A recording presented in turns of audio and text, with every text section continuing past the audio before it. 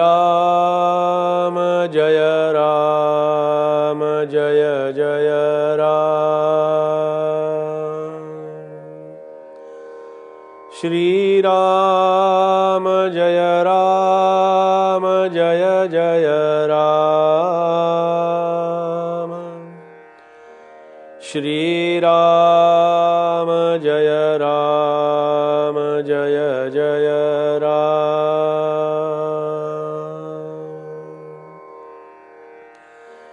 तिन्ही लोक जेथोनी निर्माण झाले, तया देवरायासी कोणी न बोले। जगी थोरला देव तो चोरलासे, गुरु वीण तो सर्वथाही न दिसे।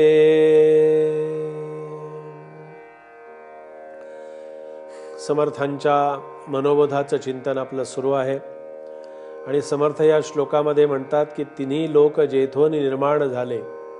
हे तिन्ही लोक म्हणजे कोणते लोक? तर स्वर्ग, मृत्यू आणि पाताळ हे तीन लोक म्हणजे संपूर्ण विश्व आहे।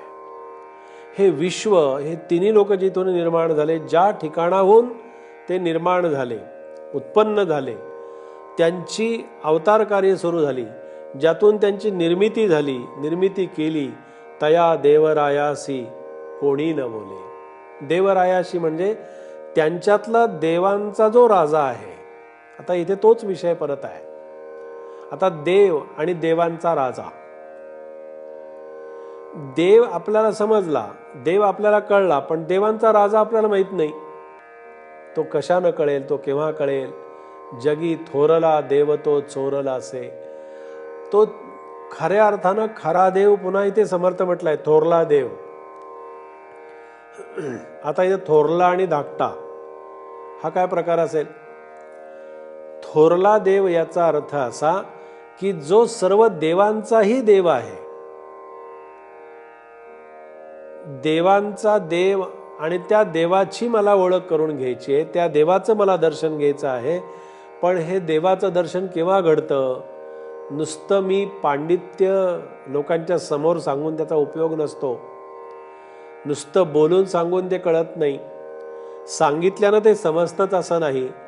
तर तो खरा देव, तो शाश्वत देव, तो थोरला देव, तो देवांचा राजा हा मला प्रत्यक्ष अनुभवायचा आहे।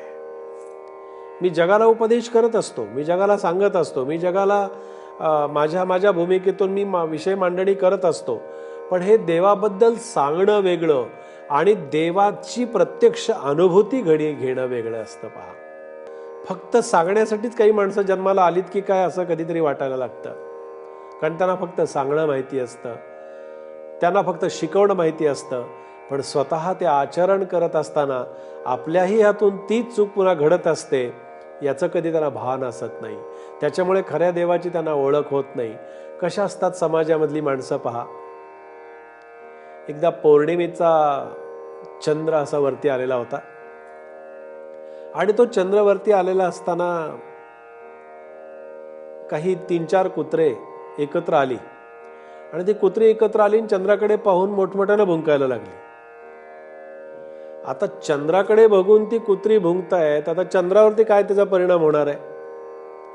तर एक भुंकायला लागला म्हणून दुसरा भुंकतोय, एक दुसरा भुंकायला लागला म्हणून तिसरा भुंकायला लागला। माणसं एकत्र जमण्यासाठी काही करावं लागतं का? काही नाही। एक माणूस असा वरती आकाशाकडे बघत बसला होता, दुसरा आला, तो काय म्हणाला, अरे तो बघतोय म्हणून मी बघतोय।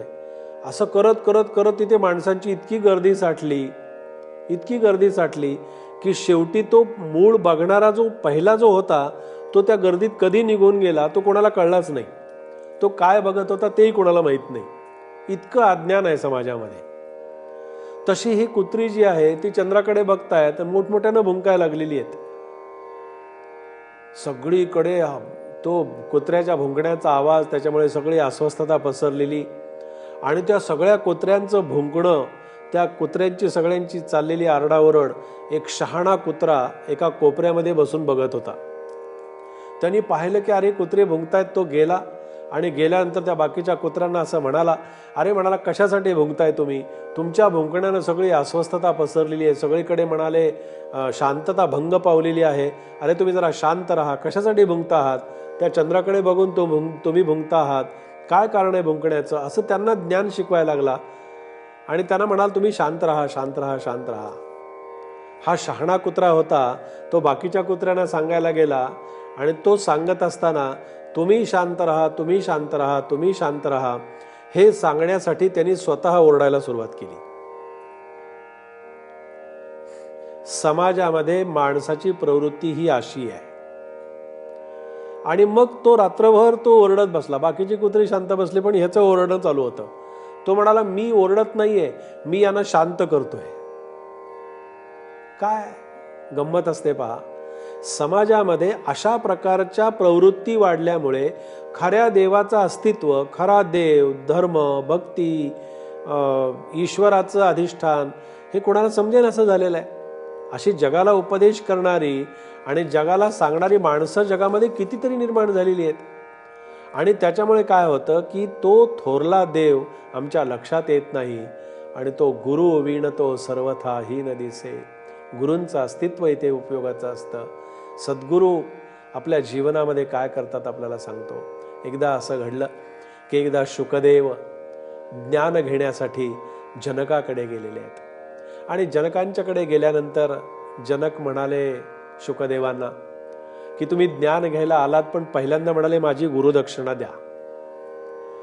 शुकदेव म्हणाले आधी ज्ञान तर द्या, म्हणाले आधी उपदेश तर मिळू द्या आणि उपदेश झाल्यानंतर, ज्ञान मिळाल्यानंतर मग दक्षिणेचं आपण हे करू. पण म्हणाले आधी ज्ञानाचं काहीतरी मला मिळू द्या ज्ञान आणि मग दक्षिणा. जनक म्हणाले नाही, आधी मला गुरुदक्षिणा दे. जनकांच्या सांगण्यातला भाव काय होता पहा. जनकांच्या सांगण्यातला भाव असा होता, त्यावर जनक हसत हसत शुकदेवांना असं म्हणाले, अरे ब्रह्मज्ञान झाल्यानंतर गुरु शिष्य बोधच जिथं शिल्लक राहत नाही तिथे गुरुदक्षिणा कशी शिल्लक राहील. अशा गुरूंच्या शोधामध्ये राहा की शुकदेव आणि जनक हे जसं ते गुरु शिष्याचं नातं या माध्यमातून आपल्या समोर येतं. जनक म्हणाले एकदा उपदेश केला ना, एकदा ब्रह्मज्ञानाचा उपदेश केला की तिथे सगळी नाती संपली. गुरु शिष्य भाव त्या ठिकाणचा संपून जातो. गुरु आणि शिष्य ज्या ठिकाणी एकरूप होतात, सद्गुरू आणि सत्शिष्य ज्या ठिकाणी एकरूप होतात, असं ब्रह्मज्ञान त्याला प्राप्त होतं.